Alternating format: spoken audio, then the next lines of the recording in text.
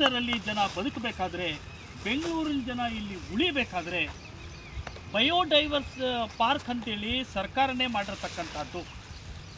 ಇದು ಸೃಷ್ಟಿಯ ಆಹಾರ ಸರಪಳಿ, ಆಮ್ಲಜನಕ ಚಕ್ರ ಮತ್ತು ಜೀವ ಜಗತ್ತಿನ ಸಂರಕ್ಷಣಾ ಕ್ಷೇತ್ರವಾಗಿದೆ. ಇದು ನಾವು ಅಭಿವೃದ್ಧಿ ಅಂತ ಹೇಳಿದ್ರೆ ಬಹುಶಃ ನಮಗೆ ಕಣ್ಣಿಗೆ ತೊಂದರೆ ಆಗುತ್ತೆ, ಚರ್ಮಕ್ಕೆ ತೊಂದರೆ ಆಗುತ್ತೆ, ಆಕ್ಸಿಡೆಂಟ್ ಆದರೆ ದೇಹಕ್ಕೆ ತೊಂದರೆ ಆಗುತ್ತೆ. ಆದರೆ ವೈದ್ಯರಿಗೆ ಏನು ಹೇಳ್ತೀರಿ? ಈ ಸ್ಕಿನ್ಗೆ ಏನೂ ಆಗಬಾರ್ದು ಡಾಕ್ಟ್ರೇ, ದಯವಿಟ್ಟು ಉಳಿಸ್ಕೊಡಿ.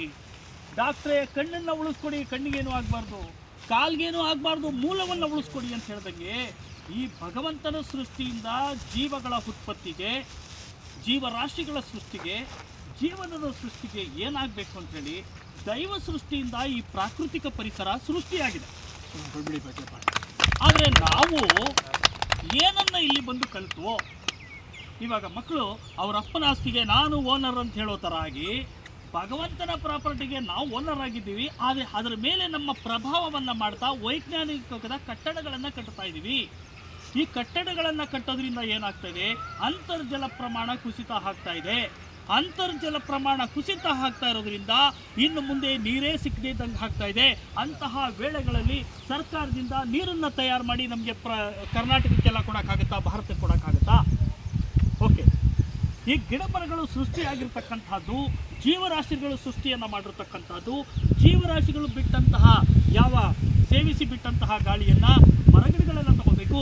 ಮರಗಿಡಗಳು ಸೇವಿಸಿ ಬಿಟ್ಟಂತಹ ಜೀವ ಜಗತ್ತು ತಗೊಳ್ಳೋದ್ ಮೂಲಕ ಆಮ್ಲಜನಕ ಬ್ಯಾಲೆನ್ಸ್ ಆಗಬೇಕು ಇಲ್ಲಿ ಅಂತ ಸೃಷ್ಟಿ ಇದೆ. ಆದರೆ ಗಿಡ ಮರಗಳನ್ನೇ ನಾಶ ಮಾಡ್ತಾ ಹೋದರೆ ಮುಂದಿನ ದಿನಗಳಲ್ಲಿ ನಾವೆಲ್ಲ ಹೇಗೆ ನಾವು ಬದುಕಲಿಕ್ಕೆ ಸಾಧ್ಯ ಉಸಿರಾಡಿ? ನೋಡಿ, ಬಹುಶಃ ನಾನು ಸುಮಾರು 7 ಗಂಟೆಗೆ ಬಂದೆ. 7 ಗಂಟೆಗೆ ಬಂದಾಗ ನಿಮ್ಮ ಮನಸ್ಸುಗಳನ್ನು ನೋಡ್ತಾ ಇದ್ರೆ ನನಗೆ ಆಶ್ಚರ್ಯ ಆಗ್ತಾ ಇದೆ. ಮಗು ಥರ ಆಗ್ಬಿಟ್ಟಿದ್ದೀರಾ ನೀವೆಲ್ಲ. ಕಾರಣ ಏನಂದರೆ ಇಲ್ಲಿ ಶುದ್ಧವಾದಂತಹ ನೈಸರ್ಗಿಕ ಆಮ್ಲಜನಕ ನಿಮ್ಮೊಳಗಡೆ ಹೋಗ್ತಾ ಇದೆ, ವಾಪಸ್ ಆಕ್ಟಿವ್ ಆಗ್ತಾ ಇದೆ, ಜನರೇಟ್ ಆಗ್ತಾ ಇದೆ ಅಂತಂದರೆ ನೀವೆಲ್ಲರೂ ಬೂಸ್ಟ್ ಆಗಿಬಿಟ್ಟಿದ್ದೀರಾ. ನೀವು ಎಲ್ಲಿದ್ದೀರಾ ಅಂತಲೇ ಗೊತ್ತಿಲ್ಲ ನಿಮಗೆ. ಇವಾಗ ನೀವು ಮೇನ್ ರೋಡ್ ಕರ್ಕೊಂಡ್ಬಂದ್ಬಿಟ್ಟಾಗ ಮಾತ್ರ ನನಗೆ ಇಲ್ಲಿ ಬೆಂಗಳೂರು ಅಂತ ಗೊತ್ತಾಗ್ತದೆ. ಅಂದರೆ ಈ ಸೃಷ್ಟಿಯಲ್ಲಿರ್ತಕ್ಕಂಥ ಈ ಶಕ್ತಿ ಚೈತನ್ಯವನ್ನು ಕೊಡ್ತಾ ಇದೆ. ಈ ಚೈತನ್ಯವನ್ನು ನಾಶ ಮಾಡ್ತಕ್ಕಂಥ ರೀತಿಯಲ್ಲಿ ನಾವು ಅಭಿವೃದ್ಧಿ ಅಂತಕ್ಕಂಥ ಪದವನ್ನು ಹಿಡ್ಕೊಂಡು ಹೋಗ್ತಾ ಇದ್ದೀವಿ. ದಯವಿಟ್ಟು ನಿಮ್ಮ ಮನೆಯಲ್ಲಿರ್ತಕ್ಕಂಥ ತಾಯಿ ತಂದೆಯರಿಗೆ, ಅಣ್ಣ ತಮ್ಮಂದರಿಗೆ, ಮಕ್ಕಳಿಗೆ ದಯವಿಟ್ಟು ಪ್ರಕೃತಿ ಜೊತೆ ಬೆಳಿಬೇಕಾದ್ರೆ ಪ್ರಕೃತಿಯ ವಿರೋಧ ದಿಕ್ಕಿನಲ್ಲಿ ನಾವು ಹೋಗಬಾರ್ದು.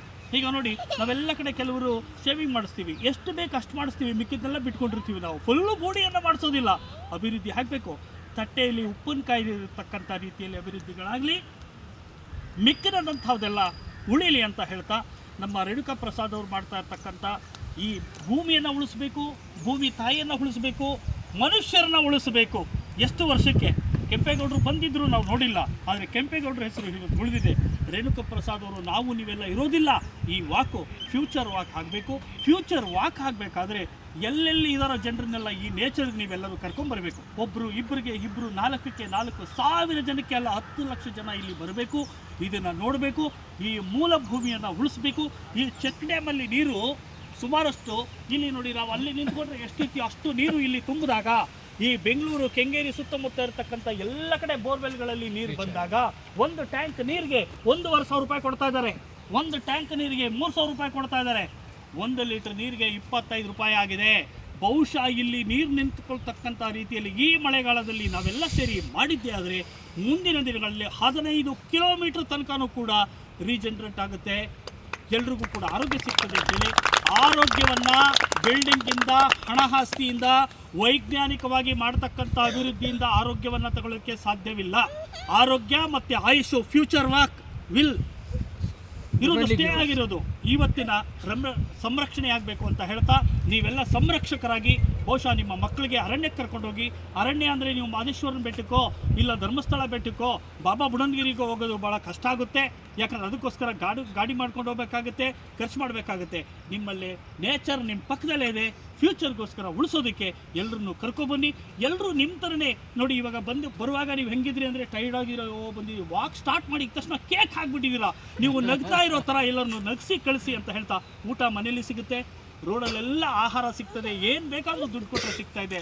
ಆರೋಗ್ಯ, ನಗು, ನೇಚರ್ ಲೋಫ್ ಸಿಗ್ತಾ ಇಲ್ಲ. ನೋಡಿ ನಿಮ್ಮನ್ನೆಲ್ಲ ನೋಡ್ತಾ ನೋಡಿ ನಿಮ್ಮ ಕಣ್ಣುಗಳು ನೋಡ್ತಾ ಇದ್ರೆ ಭಾಳ ಸಂತೋಷ ಆಗ್ತದೆ. ಈ ಸಂತೋಷವನ್ನು ಅವರು ಅನುಭವಿಸೋದಕ್ಕೆ ಎಲ್ಲರನ್ನು ಕರ್ಕೊಬನ್ನಿ. ಈ ಭೂಮಿ ಉಳಿಲಿ ಮುಂದಕ್ಕೂ. ಇಂದಿನ ಹುಟ್ಟದಂತ ಮತ್ತೆ ಇನ್ನು ಒಂದು ವಿಷಯ ಹೇಳಬೇಕು ಅಂತಿದ್ದೀನಿ. ಈ ಭೂಮಿಗೆ, ಈ ಪ್ರಕೃತಿಗೆ ನಾವು ಬಾಡಿಗೆದಾರರು. ಈ ಭೂಮಿಗೆ ಮತ್ತು ಈ ಪ್ರಕೃತಿಗೆ ನಾವು ಬಾಡಿಗೆದಾರರು. ಇಂದು ಹುಟ್ಟಿದ ಮಕ್ಕಳು ಮುಂದೆ ಹುಟ್ಟುವವರು ಇದಕ್ಕೆ ಮಾಲೀಕರು.